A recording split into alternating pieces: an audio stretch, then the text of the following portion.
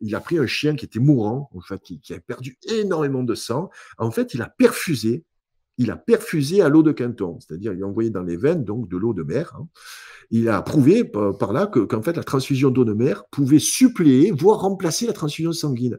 Parce qu'après l'injection, le chien fut à nouveau sur ses pattes et 15 jours plus tard, en fait, il avait reconstitué tout son volume sanguin. Voilà.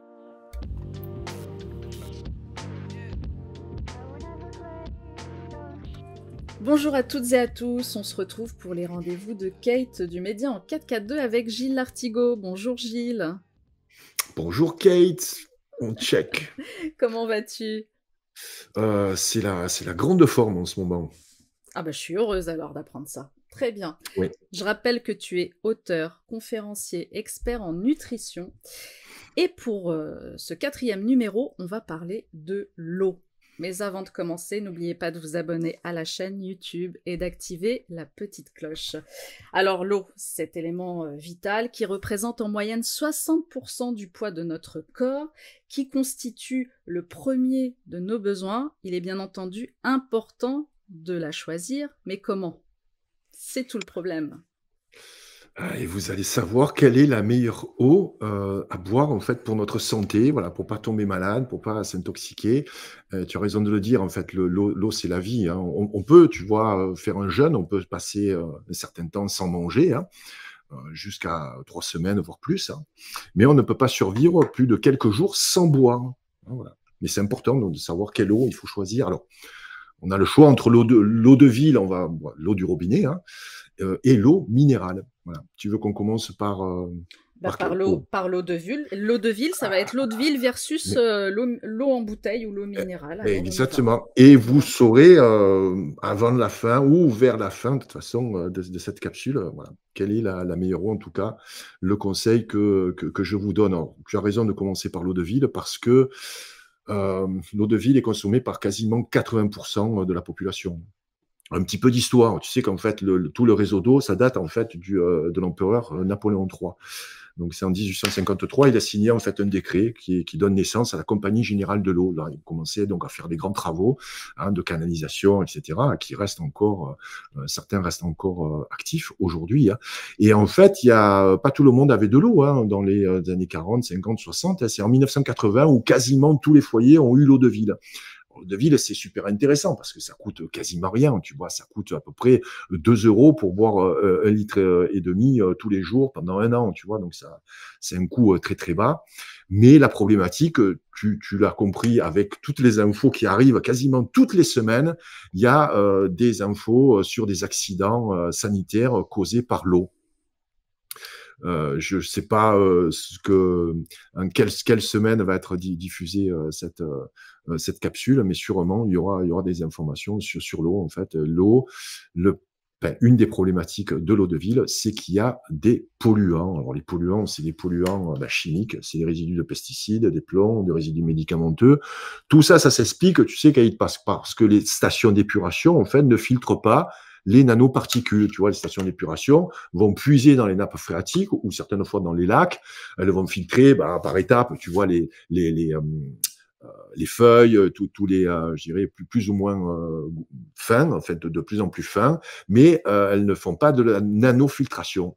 Et le problème, c'est que les pesticides, le plomb et les résidus médicamenteux sont des nanoparticules. Voilà, ça c'est donc une problématique, mais pour moi, ce n'est pas la principale problématique.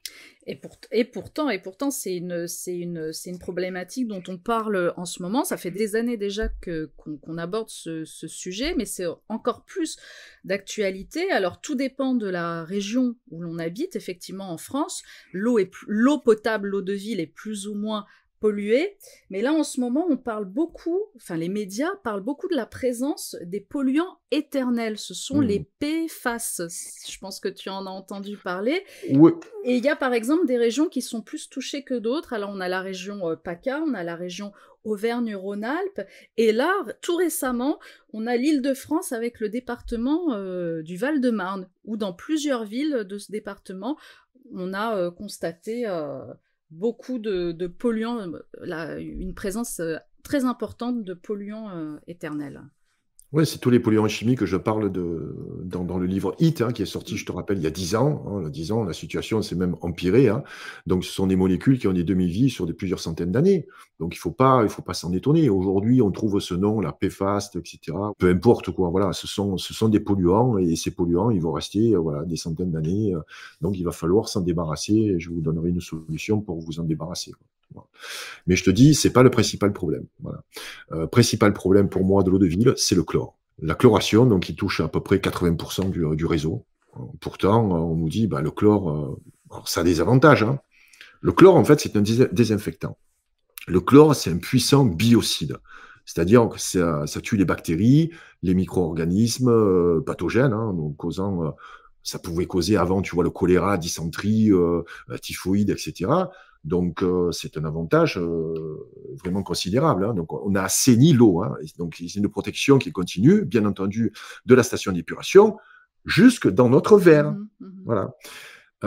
Donc, ça tue les micro-organismes, les bactéries, et ça va continuer son action une fois qu'on l'a ingéré. C'est ça la problématique. Tu vois, le chlore, on sait pas ce qu'est le chlore. En fait, le chlore est abondant dans la nature, mais il ne faut pas le confondre avec un dérivé hein, qui est le sel de table, c'est le chlorure de sodium. Donc, chlorure de sodium, le sel est nécessaire à la vie. Mais le chlore, à l'état de corps simple, en fait, se présente sous une forme de molécule. On appelle ça le dichlore. En fait, c'est un gaz jaune-vert, et c'est un gaz qui a une odeur suffocante, désagréable, mais par contre, il est extrêmement toxique. Et ce gaz, tu le connais, puisque c'est le gaz moutarde. En fait, ça a été un des premiers gaz employés lors de la Première Guerre mondiale. Donc, le chlore est un poison. Voilà. Le problème du chlore, c'est que lorsqu'il se fixe à des matières organiques qu'il y a également dans l'eau ou dans notre corps, en fait, ça crée des sous-produits chlorés. Et ces sous-produits chlorés, il y a des tas d'études là-dessus, hein, sont cancérigènes. Donc, il y a des études qui prouvent qu'une personne qui a consommé pendant des dizaines d'années de l'eau de ville a un taux de cancer qui est quasiment le double d'une personne qui a consommé de l'eau minérale ou de l'eau qui n'est pas pourvue comme ça de particules toxiques. C'est quand même incroyable. Hein. Tu ne bois pas d'eau de ville, donc d'eau chlorée, tu as 2 fois moins de chances d'avoir un cancer. Hein.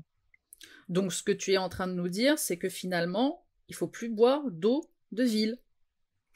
Écoute, moi, ça fait 10 ans que je n'en bois plus. Hein. Ce qu'on ne nous dit pas non plus, Kate, tu ne le sais pas peut-être, parce que le chlore, c'est vrai qu'il y a des doses infinitésimales. Tu vois, il y a quelques gouttes pour 1000 litres. Bon, c'est pas la dose, en fait, qui fait le poison. C'est ça le problème. Et les taux de chlore ont explosé. Parce qu'avant, au début, alors, il y avait ce vieux vœu pieux, tu vois, pour avoir une eau saine. Les pouvoirs publics, en fait, ils avaient fixé la limite, tiens-toi bien, hein, donc du chlore libre résiduel dans l'eau, à 0,1 mg par litre. D'accord ? Après les attentats du 11 septembre, ils ont dit, oh, risque terroriste, parce qu'on peut nous empoisonner avec l'eau de ville. Hein. Donc, ils l'ont triplé. Ils sont passés à 0,3. Et c'est pas fini. Alors, depuis cette fameuse épidémie hein, qui a failli quand même, je vous rappelle, tous nous tuer, hein, on a failli tous y passer, heureusement qu'il y avait le vaccin quand même, heureusement, sinon, tu vois, il n'y aurait plus de Français, plus de population, tu vois. C'est peut-être le rêve de certains, mais bon, c'est pas le sujet. Donc, depuis 2020, en fait, il y a des agences régionales de santé, les fameuses ARS, tu vois, sous les recommandations de l'OMS, hein, financées par notre ami Billy the Kid, hein, en fait, ils sont passés de 0,3 à 0,5 mg.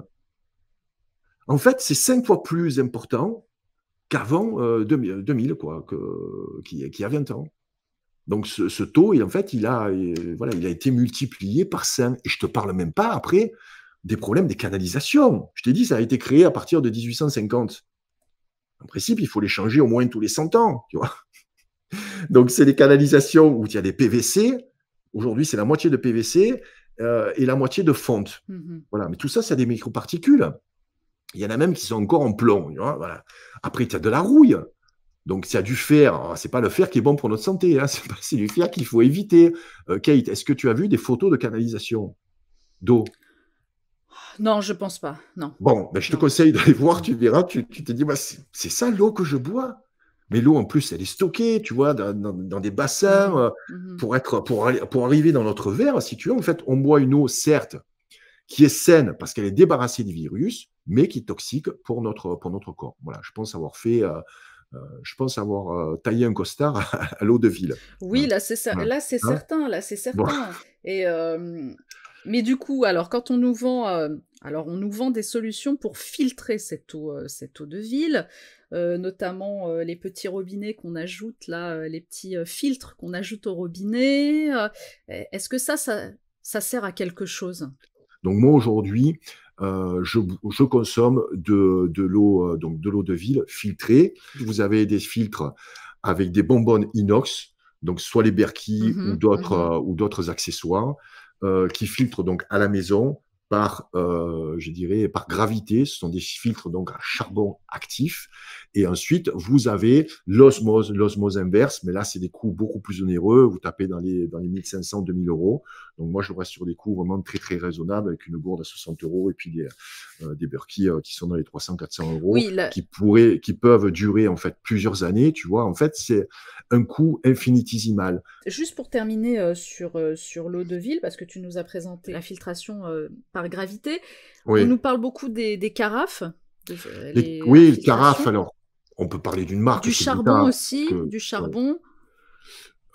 oui, le charbon que l'on met dans l'eau. Après, Ouais. tout ça, c'est pas forcément des Les filtrations qui pinces sont extrêmement céramiques, il y a aussi efficace, ça. il faut qu'il y ait une pression, en fait. Il faut que Mm. ça passe dans un filtre ou il faut que ça tombe en gravité. Moi, le charbon qu'on met dans l'eau, qu'on laisse comme ça tremper, j'ai pas forcément confiance.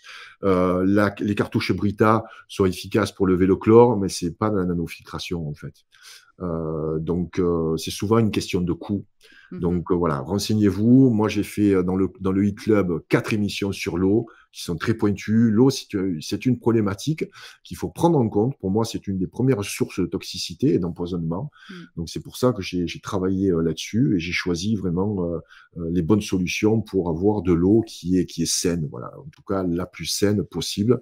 Vous pouvez aller sur mon site gillartigot.com et vous aurez, je dirais, tous les liens et tous les renseignements. Mais comme je te dis, là, avec une capsule de 20 ou 30 minutes, c'est un peu court c'est un peu trop court pour aller beaucoup plus loin dans dans cette étude de l'eau de ville. On peut parler de l'eau minérale, peut-être. Mais oui, bien sûr, j'y viens, Gilles. Je vois que tu es impatient, j'y viens.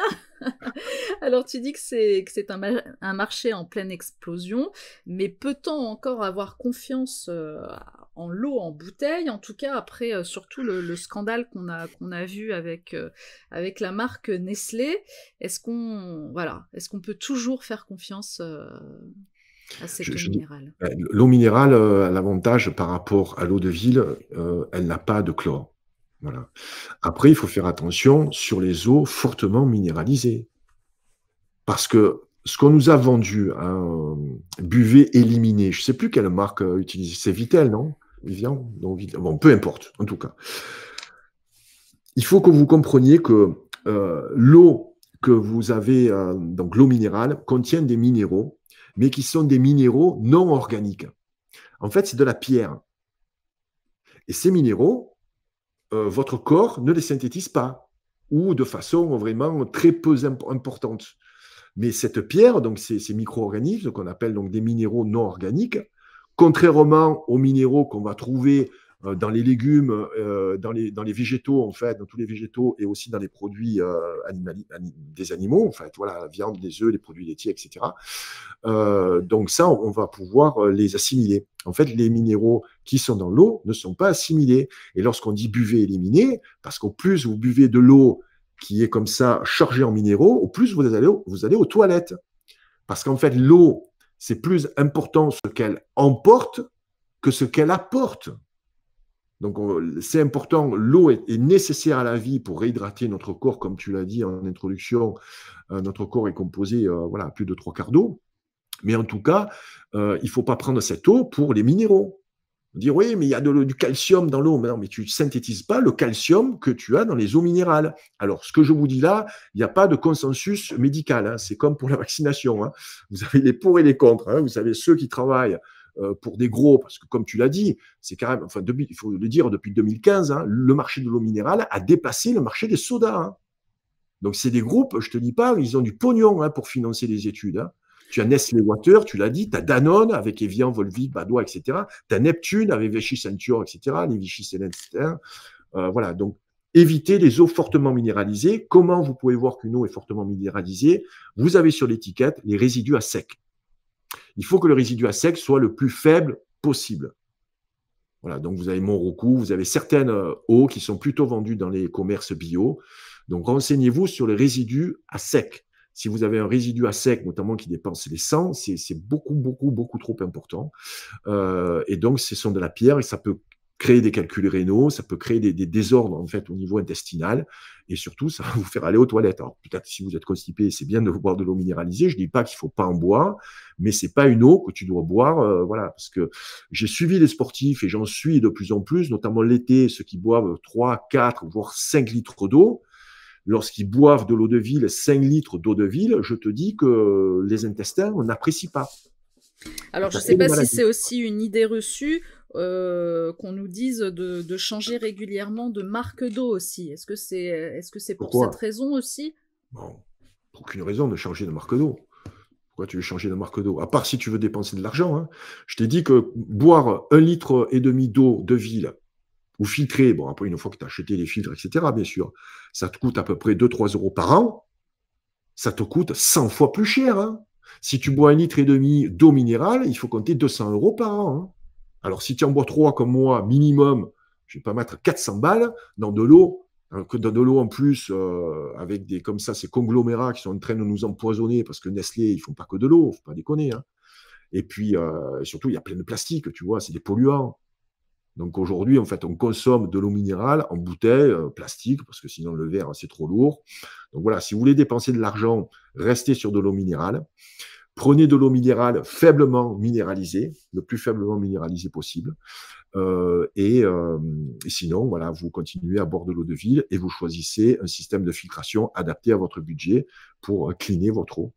Alors, tu as parlé de l'eau minérale et de la présence donc des minéraux non organiques, mais il n'y a pas que la présence de minéraux non organiques, il y a aussi l'eau qui est contaminée. J'ai cité le groupe Nestlé et je veux quand même parler de ce rapport confidentiel qui a été publié par finalement par des médias.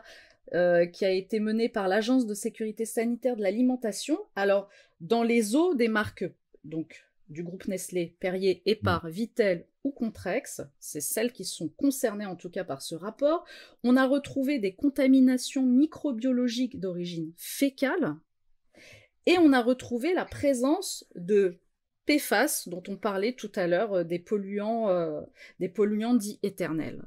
Donc là, on n'est plus du tout on est vraiment sur un autre registre là, c'est-à-dire qu'on fait confiance à l'eau en bouteille en se disant bon bah elle sera moins contaminée que l'eau de ville, mais là non en fait. Non. Ouais, tu n'as pas de mots là. Non, mais tu as raison. Tu as raison. De toute façon, on ne peut pas contrôler aujourd'hui l'eau de ville. Vous ne pouvez pas contrôler ce que vous buvez. Donc, si tu vois, c'est tellement aléatoire. C'est pour ça qu'aujourd'hui, je me dis, moi, je prends plus de risques. Je prends de l'eau et que je vais filtrer. Oui, je pense que c'est bien de le rappeler et d'insister sur cette notion, en tout cas. Ouais. Si vous allez sur mon site, donc gillartigot.com, vous allez trouver aussi d'autres conseils.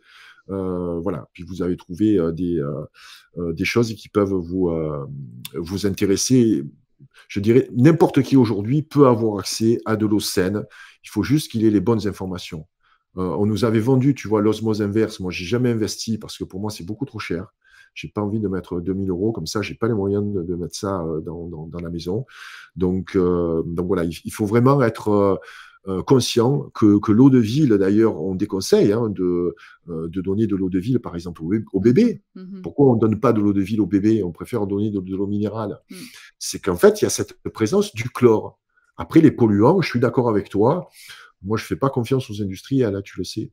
Donc, il y a de plus en plus d'incidents comme ça, et puis il y en aura de plus en plus parce que les polluants sont de plus en plus nombreux. Alors, tu voulais nous parler aussi de l'eau de Quinton. Qu'est-ce que c'est l'eau de Quinton? Ah, mais ça, c'est le petit bonus.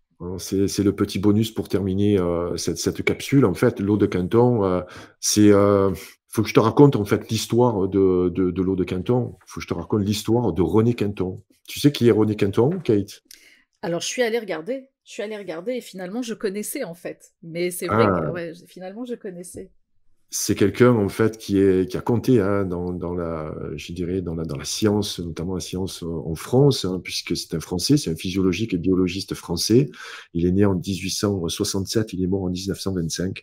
C'est une histoire assez incroyable en fait. Il réalisa en fait que l'eau de mer était un milieu organique, tu vois, une source de vie. Il a démontré que la mer était à l'origine de la vie et des cellules vivantes, parce qu'il a, c'est vrai que tous les sels de minéraux et les oligo-éléments contenus dans l'eau de mer, en fait, il y a à peu près 92 éléments vitaux.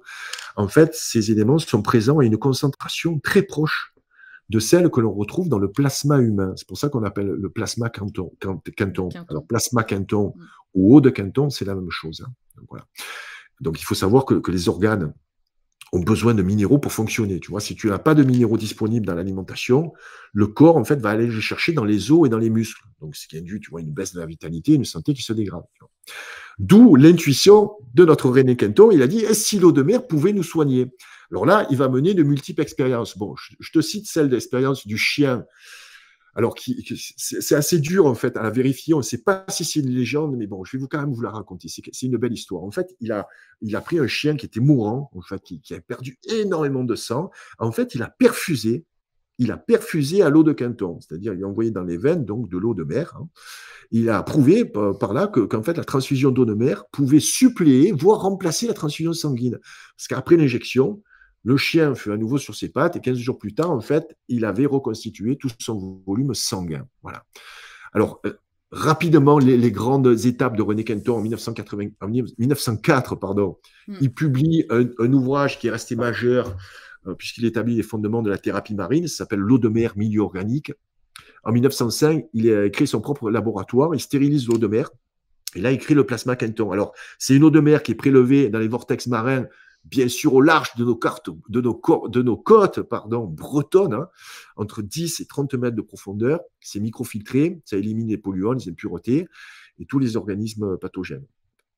En 1906, là aussi, étape importante, il crée le premier dispensaire en France, premier dispensaire marin, René Quinton, où il soigne avec succès gastro-entérite infantile, choléra, dénutrition, retard de croissance, tuberculose, et avec des injections, toujours, comme il a fait avec le chien, en fait, des injections intraveineuses de plasma Quinton. Bon, je rappelle qu'à l'époque, il n'y avait pas de loi qui interdisait hein, de la médecine voilà, qui est naturelle. Tu vois, aujourd'hui, quand même, il y a une loi qui est passée. On fait très, très attention à ce qu'on dit. Hein. Là, c'était beaucoup plus libre. En tout cas, C'était les années beaucoup 30, plus libre, oui, et puis oui, c'était beaucoup plus accepté en fait. Ces recherches ont été acceptées par le corps médical oui, parce à qu'on n'avait pas l'époque. encore découvert Voilà. les antibiotiques. Mm. Parce que dans les années 30, on a découvert les antibiotiques, on a découvert les vaccins, et là, bye bye, Quinton. Tu vois. Donc aujourd'hui, si tu veux, on trouve donc du plasma Quinton. Il y a différentes marques en fait qui produisent également de l'eau, comme ça, de l'eau de mer. C'est une utilisation, en fait, il y a pas mal de champs d'application. En premier lieu, en fait, elle permet de revitaliser l'organisme. Ça rend les vitamines donc assimilables, parce que voilà, une carence en oligo-éléments, ça ne te permet pas une bonne assimilation également en vitamines. Donc c'est un complément voilà, qui peut nous donner un coup de fouet. Alors je ne vais pas rentrer sur la posologie. Par contre, il y a des contre-indications. Faites attention, si vous suivez un régime sans sel, si vous êtes enceinte, insuffisance rénale, souffrez d'hypertension, etc., etc., il y a des contre-indications. Et sinon, vous avez deux eaux disponibles qui sont soit en bouteille, soit en ampoule. Tu as l'eau de Quinton isotonique. Donc là, plutôt, la isotonique, c'est pour les terrains pour les hyperactifs, tu vois, pour ceux qui ont la patate un peu comme moi, je prends l'isotonique. Et l'hypertonique, elle est plus concentrée. Là, c'est pour un terrain plus hypo, c'est-à-dire c'est ceux qui ont un comportement un peu plus intériorisé, ceux qui sont un peu lymphatiques. Voilà. L'eau de Quinton, je tenais à en parler parce que c'est quelque chose, voilà, ça ne coûte pas forcément très cher. Vous en avez à peu près dans les 15-20 euros les 30 ampoules. Vous pouvez faire peut-être des cures de temps en temps. En tout cas, vous avez de la matière aujourd'hui à creuser voilà, pour vous intéresser à l'eau de Quinton. Mais surtout, choisissez une eau qui n'est pas polluée. Voilà. Donc, filtrez soit votre eau de ville ou alors choisissez une eau minérale faiblement minéralisée. Alors moi, ce que je peux ajouter sur l'eau de Quinton, c'est que depuis 1996, c'est un entrepreneur espagnol qui a récupéré en fait le brevet de René Quinton et qui a Ok. relancé en fait l'industrie parce qu'en 1993, la marque avait perdu en fait l'autorisation de mise sur le marché des produits.